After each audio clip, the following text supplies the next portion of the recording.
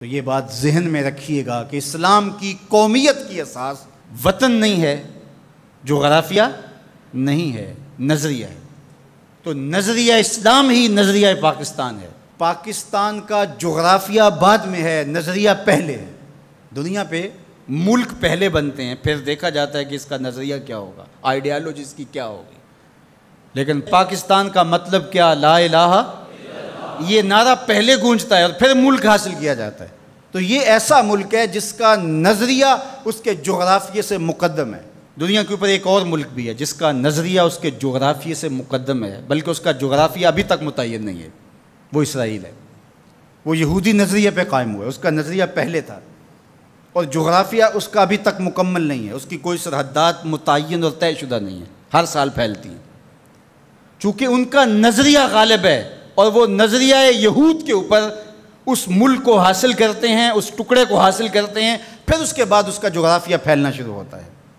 آج بہت شور ہے کہ عربوں نے تسلیم کر لیا اسرائیل کو، اور بعض دانشور ہمیں بھی یہ مشورہ دیتے ہیں کہ پاکستان کو بھی یوں کر لینا چاہیے۔ جب عربوں نے کر لیا، ان کی ہمسائیگی ہے، ان کا مسئلہ ہے، ہم کیوں نہ کریں؟ تو یہ بات ذہن میں رکھیے گا کہ یہ عرب ریاستیں جو بنی ہیں، یہ نظریے کی بنیاد پہ نہیں بنی، یہ لسانی بنیادوں پہ کھڑی ہوئی ہیں۔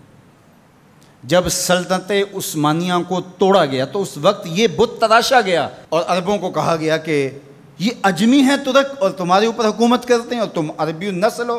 وہ لارنس آف عربیہ 4000 جاسوس لے کر کے بظاہر آثار قدیمہ کی کھدائی کے لیے آیا تھا، لیکن اس کا مقصد تو کچھ اور تھا، اور کس طرح ان کے اندر عصبیت ابھاری، یہ مکر تھا تاکہ مسلمانوں کو ٹکڑیوں میں بانٹ دیا جائے۔ اقبال نے اس کو بت کہا ہے۔ یہ بت کہ تراشیدہ تہذیب نوی ہے، نئی تہذیب کا تراشا ہوا یہ بت ہے۔ یہ بت کہ تراشیدہ تہذیب نوی ہے، غارت گرے کاشانہ دین نبوی ہے۔ بازو تیرا توحید کی قوت سے قوی ہے، اسلام تیرا دیس ہے، تو مصطفی ہے۔ نہ عربی، نہ عجمی، نہ گورا، نہ کالا، تیری پہچان یہ ہے کہ تو مصطفی ہے۔ تو یہ وہ شناخت تھی جو امت کی وحدت کی ضمانت بنتی ہے۔ تو آج اگر کسی ایک ملک نے تسلیم کر لیا ہے اور کل دوسرا ملک تسلیم کر لے گا، لیکن میں آپ کو ایک بات بتاؤں اور وہ غور سے سن لو، وہ یہ کہ ساری دنیا بھی اسرائیل کو تسلیم کر لے، پاکستان تسلیم نہیں کرے۔ وہ کیوں؟ اس لیے کہ ہماری اساسی نظریے کی ہے، ہمارا وطن بنا ہی دو قومی نظریے کی بنیاد پر ہے۔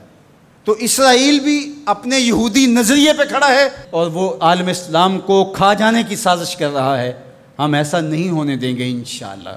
اور پاکستان بھی اپنے اسلامی نظریے پہ کھڑا ہے۔ یہ الگ بات ہے کہ 73 برس بیت گئے اور منزل انہیں ملی جو شریک سفر نہ تھے، اور باغ دوڑ ہمیشہ ان لوگوں کے ہاتھوں میں رہی جو اس ملک کو نوچتے رہے۔ گدیں، یہ ڈاکو، یہ لٹیرے جنہوں نے ملک کو لوٹا، دونوں ہاتھوں سے ہمارے وسائل نے چھوڑے اور ہماری نظریاتی اساس کے اوپر کلہاڑے چڑھائے، اور کبھی انہوں نے کہا کہ یہ ایک لکیر ہے درمیان کے اندر، کبھی کہا وہ بھی آلو کھاتے ہیں، ہم بھی آلو کھاتے ہیں۔ یہ کیا قائد اعظم کو نہیں پتا تھا؟ یہ علامہ اقبال کو نہیں پتا تھا؟ جن لوگوں نے قربانیاں دیں، جن ماؤں کی چھاتیاں کاٹ دی گئیں، عزتیں بچانے کے لیے کنویں میں چھلانگیں لگائیں، یہ کتنی دردناک کہانیاں ہیں۔ ماں کی گود سے بچہ چھینا جاتا ہے اور یوں ہوا میں اچھالا جاتا ہے، اور پھر کرپان سے اس کے ٹکڑے کیے جاتے ہیں اور پٹک کے زمین پہ مارا جاتا ہے اور اس کے اعضاء بکھر جاتے ہیں، لیکن ماں رونے کی بجائے کہتی ہے پاکستان کا مطلب کیا؟ لا الہ الا اللہ۔ کیا یوم حساب نہیں آنے والا جنہوں نے اس ملک کو نوچا ہے، اس ملک کے نظریات پہ کلہاڑے چلائے ہیں، مختلف جگہوں پہ بیٹھ کر کے اس ملک کو کھوکھلا کرنے کی کوشش کی ہے؟ وقت آنے والا ہے، یہ ملک مٹنے کے لیے بنا ہی نہیں ہے، یہ قیامت تک قائم رہنے کے لیے معرض وجود میں آیا تھا۔ یہ ملک امانت ہے اللہ کی ہمارے پاس، یہ رسول اللہ کی نگاہوں کا فیضان ہے۔ میرے عرب کو آئی ٹھنڈی ہوا جہاں سے، میرا وطن وہی ہے، میرا وطن وہی ہے۔ میں یہ بات ہر سال کہتا ہوں کہ اللہ رسول کے ساتھ تو ہماری محبتوں کا رشتہ لازوال ہے، لیکن اس ملک کے ساتھ ہم ٹوٹ کے محبت کرتے ہیں، اس لیے کہ اس ملک نے اسلام کی نشأت کے لیے بنیادی پلیٹ فارم بننا ہے۔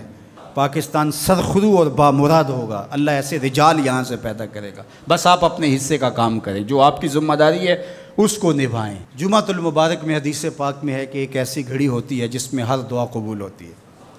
تو میں آپ کی آمین کے ساتھ آج کی ان مبارک گھڑیوں میں یہ دعا کرتا ہوں، اللہ میرے وطن کی خیر فرما، میرے ملک کو امن کے اجالے عطا کر دے، میرے ملک کو اپنی رحمات کا سایہ عطا کر دے، میرے ملک کو معیشت کا جمال عطا کر دے، ملک کی نظریاتی سرحدوں کی اور جغرافیائی سرحدوں کی مالک حفاظت فرما۔ اللہ جو اس ملک کو میلی نظر سے دیکھے اس کو خاصر و برباد کر دے۔